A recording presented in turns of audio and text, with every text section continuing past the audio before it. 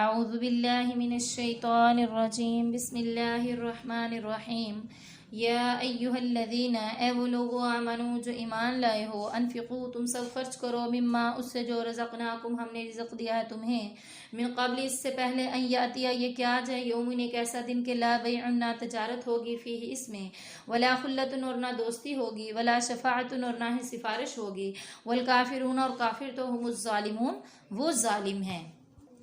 ادھر اللہ تبارک و تعالیٰ اپنے بندوں کو حکم کرتے ہیں کہ وہ بھلائی کی راہ میں اپنا مال خرچ کریں تاکہ اللہ تعالیٰ کے پاس ان کا ثواب جمع ہوتا رہے۔ پھر فرمایا اپنی زندگی میں ہی خیرات و صدقات کر لو، قیامت کے دن نہ تو خرید و فروخت ہوگی، نہ زمین بھر کر سونا دینے سے جان چھوٹ سکتی ہے، نہ کسی کا نسب اور نہ ہی دوستی اور محبت کچھ کام آ سکتی ہے۔ جیسے اللہ تبارک و تعالیٰ نے ایک اور جگہ پر ارشاد فرمایا نا فَإِذَا نُفِخَ فِي الصُّورِ فَلَا أَنْسَابَ بَيْنَهُمْ يَوْمَئِذٍ وَلَا يَتَسَاءَلُونَ، یعنی جب سور پھونکا جائے گا اس دن نہ تو نسب رہے گا اور نہ کوئی کسی کا پرسان حال ہوگا، اور اس دن سفارشیوں کی سفارش بھی کچھ نفع نہ دے گی۔ پھر فرمایا کافر ہی ظالم ہیں، پورے اور پکے ظالم وہ ہیں جو کفر کی حالت میں ہی اللہ سے ملیں گے۔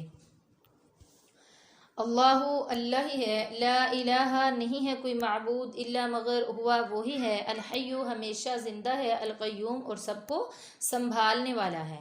لا تأخذہ نہیں آتی اس کو سینۃ اونگ ولا نوم اور نہ ہی نیند، لہو اسی کے لیے ہے ما جو کچھ بھی فی السماوات آسمانوں میں ہے، وما اور جو کچھ بھی فی الارض زمین میں ہے، من ذا الذی کون ہے وہ شخص جو یشفع سفارش کرے عندہ اس کے پاس، الا مگر باذنہ سوائے اس کی اجازت کے، یعلم وہ جانتا ہے ما جو کچھ بین ایدیہم ان لوگوں کے سامنے ہے، وما اور جو کچھ خلفہم ان کے پیچھے ہے، ولا یحیطون اور نہیں وہ احاطہ کر سکتے بشیء کسی چیز کا من علمہ اس کے علم میں سے، الا مگر بما جتنا شاء وہ چاہے، واسع گھیر لیا ہے کرسیہ اس کی کرسی نے السماوات آسمانوں کو، والارض اور زمین کو، ولا یعودہ اور نہیں تھکاتی اس کو حفظہما ان دونوں کی حفاظت، وہو اور وہ العلی جو بلند تر ہے، العظیم اور بہت ہی زیادہ عظمت والا ہے، بڑا ہے۔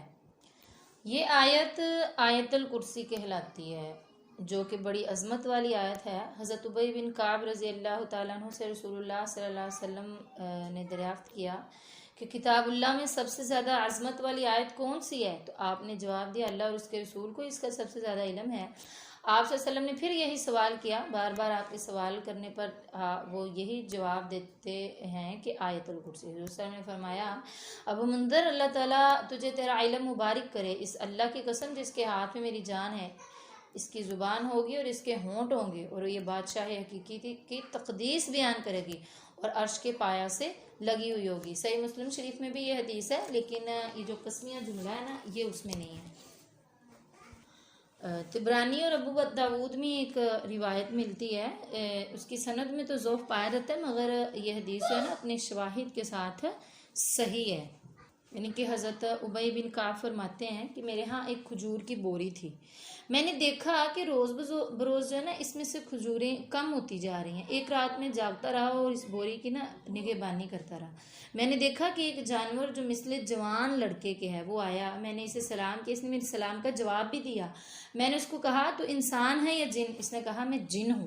میں نے کہا ذرا اپنا ہاتھ تو دے، اس نے ہاتھ بڑھایا تو میں نے اس کا ہاتھ اپنے ہاتھ میں لیا تو میں نے دیکھا کہ اس کا ہاتھ کتے کے ہاتھ جیسا تھا اور اس پر کتے جیسے ہی بال تھے۔ میں نے کہا کیا جنوں کی پیدائش ایسی ہے؟ اس نے کہا تمام جنات میں سب سے زیادہ قوت و طاقت والا میں ہی ہوں۔ میں نے کہا بھلا تو میری چیز چرانے پر کیسے دلیر ہو گیا؟ اس نے کہا مجھے معلوم ہے کہ تو صدقہ کو پسند کرتا ہے۔ ہم نے کہا پھر ہم بھی اس سے کیوں محروم رہے، ہم لے لیں۔ تو میں نے کہا تمہارے شر سے بچانے والی کون سی چیز ہے؟ اس نے کہا آیت الکرسی۔ صبح کو جب میں سرکار محمدی صلی اللہ علیہ وآلہ وسلم کے پاس حاضر ہوا تو میں نے رات کا سارا واقعہ بیان کیا۔ آپ سے ہمیں فرمایا خبیث نے بات تو بالکل سچ کہی ہے۔ حضرت ابو ایوب انصاری رضی اللہ تعالیٰ عنہ فرماتے ہیں کہ میرے خزانہ میں سے جنات جو ہے نا چرا کر لے جایا کرتے تھے۔ ایک دفعہ میں نے نبی اکرم صلی اللہ علیہ وسلم سے شکایت کی تو آپ نے فرمایا جب تو اسے دیکھے تو کہنا بسم اللہ عجیبی رسول اللہ۔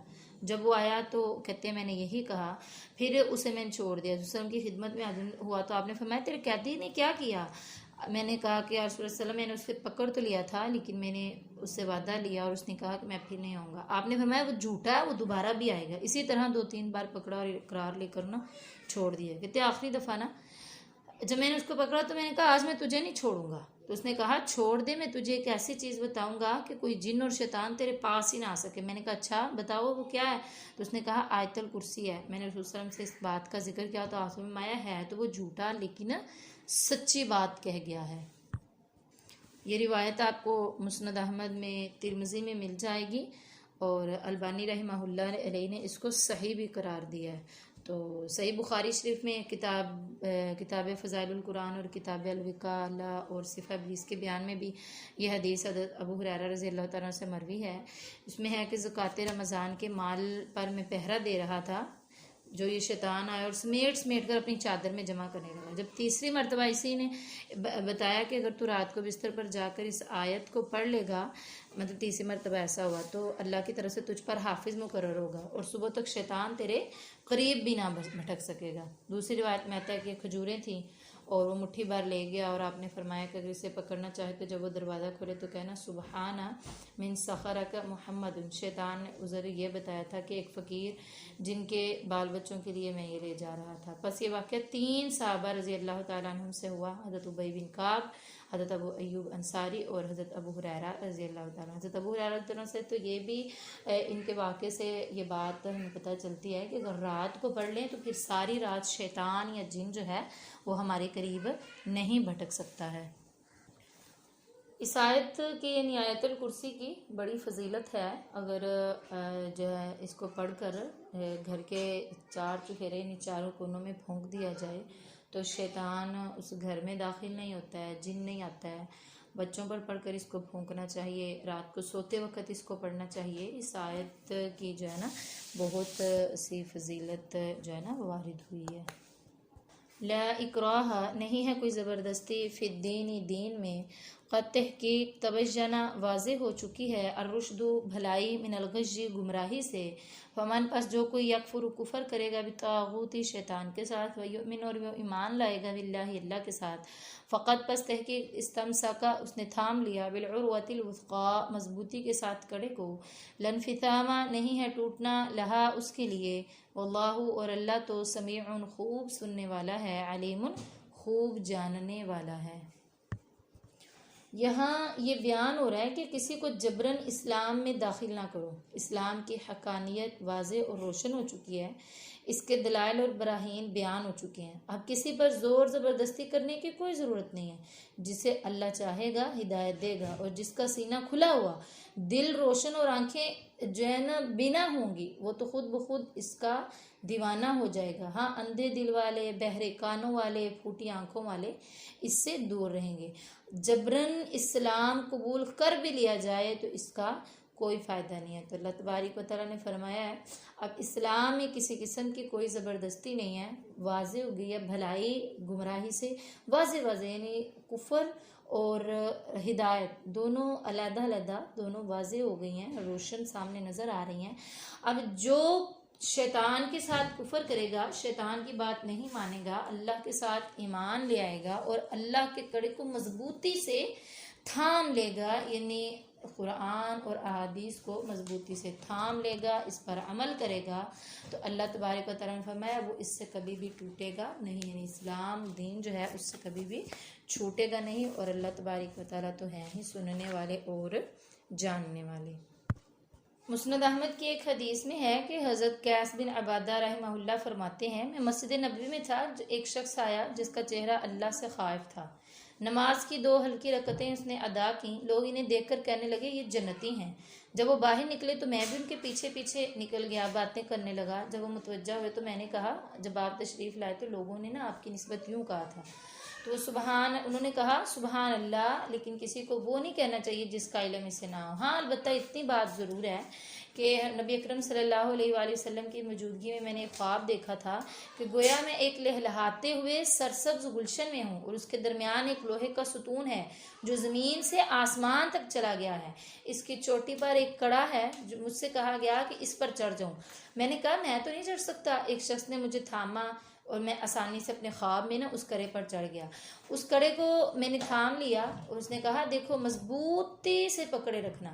بس اسی حالت میں میری آنکھ کھل گئی اور وہ کڑا میرے ہاتھ میں تھا.